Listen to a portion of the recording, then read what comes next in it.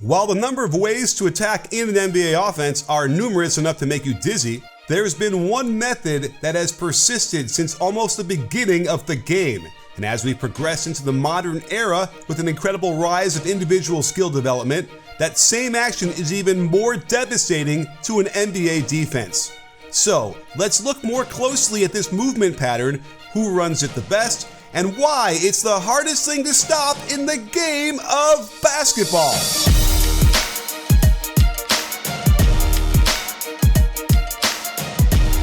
The act of passing to a teammate and following it back for a handoff is older than even the pick and roll. And I'd argue it's even better since you get the same advantage but at full speed coming into that catch. Back in the day, we called it pinch post or short 17. But now it's simply called get action, as in go get the ball. The most common area this action starts is on the wing as early offense, and it's a great way to get your best offensive player running at full speed into the catch. Watch how Curry turns this into a high-speed ball screen by ensuring his man runs into green before catching Mobley asleep for the good look at a three. Another top duo that runs this a whole lot is Maxey and Embiid, and the quick hitter demonstrates a cool way for Embiid to deliver the pass, dropping it out behind him so Maxey can reach a faster speed on the catch, and teams are still dropping off of him despite his elite percentage.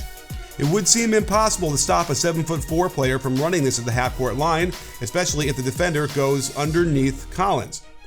You'll see get action out of a Princeton initiation.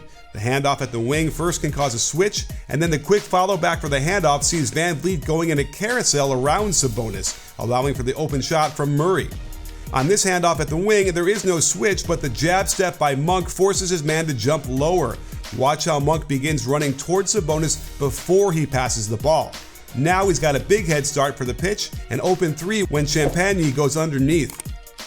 The Heat have been running this with Duncan Robinson for several seasons, and he's one of the best in the game at it. Off the pitch, Robinson comes to the elbow to receive the pass, and Crowder has to fight in close quarters without any breathing room to get around. They know Lopez is reluctant to step out of the lane, and Duncan lights it up from downtown. I like how Conley dribbles across the court off a cat ball screen, who then flares off of Rudy. This turns into get action from the elbow, and Batum, who had switched off of a big to Conley, makes a mistake to go underneath Gobert, and Conley makes him pay. I like how Green does that old school D-cut that many players don't utilize anymore, and you can see how it gets Vassell a step behind him as he comes off Şengün for the handoff before taking advantage of Vassell going underneath. Here's a similar play with Trae Young dribbling across the court to the left wing before going back to the top in a two-man game. There's almost nothing McConnell can do to stop this, but reaching gets him out of position, and Young can get right to his patented floater game. The Knicks run a step-up screen first, then get action as Vassell gets caught going for the shot fake, leaving him a step behind. Robinson's man doesn't step up and quickly gets right to the rim for the nice lefty finger roll. OG does a nice jab to his left to get an extra step before coming off the Pirtle handoff. When OG's man cheats underneath to cut off the drive, he expertly breaks back off the ball screen before attacking Powell in the switch for the lefty layup.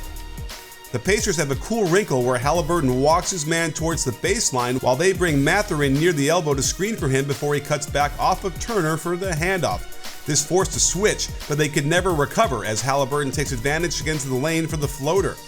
The wing player doesn't have to throw it out top to run get action. The low post is a big advantage, as defenders tend to turn their head in that direction and give the passer an opening to break into an open catch. It's also hard for the defender to keep up, since oftentimes they'll be backpedaling while their man is sprinting. It's an easy play to hand it back for a good shot. Plus, when the pass comes from the basket area, it's easier for the cutter to be aligned to the hoop on the catch and make more shots, regardless if they're heavily contested or not. Running Edwards off the cat down screen allows Towns to get open down low, while Ingram is doing a lot of work to get through the screen and then no chance to rest as Edwards passes and cuts immediately to the open corner for a quick release jumper. While this play is almost as old as the game itself, a much newer way to enjoy watching it is by playing Prize Picks and discover how much fun it is by making skill-based, real money fantasy sports entries, and best of all, you're only competing with yourself. Prize Picks offers frequent discounts, bonuses, and other exciting offers. Players can enjoy community-wide promotions including Taco Tuesday and Flex Friday. I love that you can choose 2 or more players from any sport, pick more or less on their projected stats, and place your entry. Here are my picks tonight. Giannis might not play a lot in the blowout, never mind, he's getting a ton of points, and so is Brunson versus the Suns defense. Go to prizepicks.com/CLNS and use code CLNS for a first deposit match up to $100. The oldest version of the get action is what the triangle offense called pinch post, when the ball is passed from out top to the player at the elbow area. This becomes so devastating to the defense because the ball is within 1 or 2 dribbles from the basket when the cutter receives the ball back, putting tremendous pressure on the defense. You'll see it out of Horns a lot with a double high post set that clears the basket area, as Gordon can take advantage of the sag off of him to eat up that space and muscle in for a layup. These quick hitters work to catch the defense off guard and can be triggered by the passer simply cutting in behind his pass to force a switch, while any potential help isn't quite ready to contest. With players as athletic as this, it's almost impossible to stop them from getting the ball back. The defender typically runs into the passer, and now you've got a tremendously skilled athlete coming at you downhill. The Hornets run a lot of pinch posts in their offense for a variety of players, and it makes me wonder why they don't do this even more. The Nuggets run this for Jokic, and it's one way for him to get so many wide open threes, as his man will rarely chase him out top, and the help doesn't want to get too far away from the hoop. Max Strus is great at this action because he's a pretty good shooter, and if you dare go underneath on this, he'll make you pay. Then he demonstrates that even if you do a good job on the initial cut, he might still be open on the way to the basket, forcing help and leading to a beautiful lob. Watch how Maxey won't let his man off the hook once he gets around the Embiid handoff. Lonnie Walker is in the blender and never gets a chance to get in front, fouling him for an and one. Nick Nurse has added a lot more of this action for Maxey because of all that speed he's got, and it's been a great way to get him going fast in the half court. Here, there's multiple get actions in one possession until he finds the opening behind the arc for a wide open shot. I really like when the offense adds some clever action into the high post entry pass. Curling off a cutter off of Barnes draws his man out of the way, ensuring he's open for the pass, and Flynn gets downhill for an easy layup. Here's a similar concept as the Magic curl Harris around a double pin down on the weak side, forcing Vucevic to drop down. Opening the pass, which gets Franz coming around, putting his defender in jail and rising up for the nice floater when Vooch reaches in. I like this one a lot, setting a brush screen for Kuzma after he's entered into the high post, forcing Siakam to chase from behind and Poeltl unable to handle him at full speed to the basket.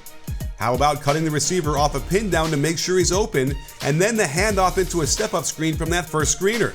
This pistol action gets penetration and out the other side, leading directly to one more cut by Poole for the nice inside hand layup. Here's Strus again coming off a pin down to get open, fakes the get action to Garland, but then runs his own get with Mobley. Curry can't get there in time to stop the circus shot. Watch how Hield comes off the pin down on the weak side to make sure he's open. A quick get back to McConnell, then finds a step-up screen that collapses 4 defenders into the paint, opening up the nifty pass for the open layup. Van Vliet shows us that you don't need to hit the cutter off the pin down on that weak side. Pass to the screener and get it back on the wing, where he doesn't let his man get back in position as he gets the kind roll on the mini fadeaway from 10 feet. This is also a great bailout when the offense stalls and there's not much going on. It can serve to reignite the offensive engine as if it had been planned all along. When Embiid's drive is stopped, he finds their second best player on the same side and they can run the two-man game seamlessly into an open three. Poeltl sees that Barnes is out of options after picking up his dribble. So, a simple lane line cut releases the pressure, Barnes follows it right back, and they've turned a disadvantage into an advantage. Chris Paul can't get anything going with their Spain pick and roll. The spacing isn't great as the lane is clogged, so he does a close quarters get with Saric into his patented pull-up mid-range over the contest of Şengün. When Curry gets stuck on the wing with no dribble left, watch how he spots Lively moving up towards the free throw line. Curry's man was a step behind after going for the shot fake, and that's all he needs to hop into the 17-footer. When this play breaks off after Connolly can't create anything from the inside ball screen, it's a natural action to flow into, knowing there's no one else on the right side, and Edwards has plenty of room to operate into a nice little uncontested floater as Rudy crashes into the paint for a potential rebound. Aside from the wing and the top, you can also run this from the corner, especially off a baseline out of bounds. Murray forces Moody to chase him across 2 screens into the catch, then immediately back the other way around the handoff near the elbow, leaving him 2 steps behind, and you can see Looney concerned with Sabonis rolling, opening up the easy shot for Murray. Same play with the Celtics as Grady Dick runs into Cornet and can't stay attached, and Derek White puts Pirtle in the 2-on-1 before floating in the and one. Speaking of out-of-bounds plays, oftentimes the defense relaxes on the inbounder, so Schroeder takes advantage to get around the Pirtle handoff and find the open midi. Van Vliet does the same thing, but turns it into a 3-ball when he catches Prince going underneath Şengün and giving him too much space. I love this Hawks set where they pin down for Young before completing the get action, meaning Melton is 3 steps behind, forcing Embiid to step up and leaving Capella open for the beautiful lob. Strus again shows why you don't need to be open on the way up to the handoff. Wrapping around Allen forces Maxey to trail, and the quick pocket pass gets him a nice little floater to break the tie. KD has been using this action on a sideline out-of-bounds play with a Goodwin screen first that forces a switch, and now he can beat the mismatch all the way to the hoop. Donovan Mitchell runs the same exact play, getting the ball back after Strus screens, and it helps if Allen can grab Draymond's leg after the handoff, but credit Mitchell for the nice finish. And the last place you can get this action is from the paint, and Steph is the master. After the drive doesn't get him anything, the kick out and follow doesn't get him much room, but he clearly doesn't need it. After Bane gets open on his initial flash to the free throw line, he sees Wemby help off the corner, and that triggers get action that way, resulting in a gorgeous swish for 3. This is a design play as they put a big man down low on the same side the ball screen is attacking, knowing that'll force the help, open the pass along the baseline, and Buddy can beat everyone to the spot for the handoff and quick release splash. Just when the defender thinks they've done a great job at cutting off a drive and stopping a shot, Halliburton quickly turns it into a get action back out top. His man is 2 steps behind, and with the dive by the roller, Embiid can't contest the floater. Drawing help from the big man on a drive just about guarantees an easy pass to your own big man, and running this handoff draws 2 defenders, opens up the easy roll, and Capella can finish. I think my all-time favorite version of this play is when the player receiving the initial pass keeps it instead of handing it off. With Curry coming around, the defense is entirely focused on him, and it allows a free runaway to the basket for Draymond, either for his own layup or another teammate wide open in all the scramble.